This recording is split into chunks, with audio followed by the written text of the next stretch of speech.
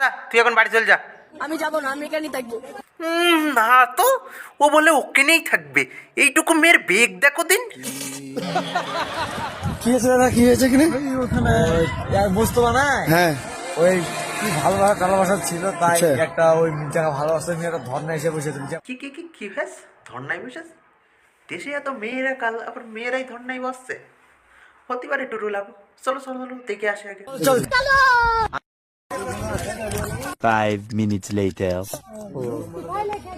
হায় high, এই সুরি নাকি ধর্নায় বসেছে? হ্যাঁ, দেশের কি হাল এলো? হ্যাঁ, দেশ তো পুরো রসা তলে গেল। দেখে মনে হচ্ছে এখনো পোঙার ফুল ফুটেনি, ও সুরি নাকি ধর্নায় বসেছে। আই সুরি, আই তোর বাবার নাম কি রে? সাবিদুল শেখ।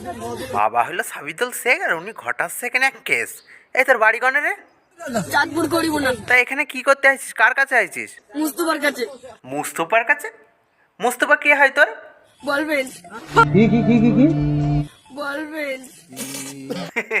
বলফ্রেন্ড? হ্যাঁ, পুটা পড়ার বয়সে প্রেম করতে আসলে মুখ দিয়ে বয়ফ্রেন্ড বেরোবে না, ওই বলফ্রেন্ডই বেরোবে। তা কসি, তোমাদের প্রেমের বয়সটা কত? মানে কতদিনের প্রেম তোমাদের? 2 মাস 21 দিন।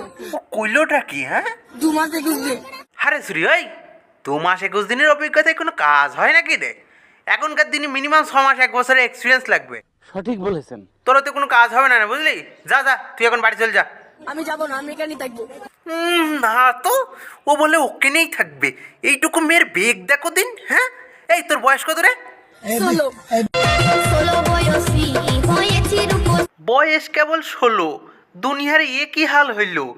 এরে নিয়ে কি করি তোমরা একটু বলো।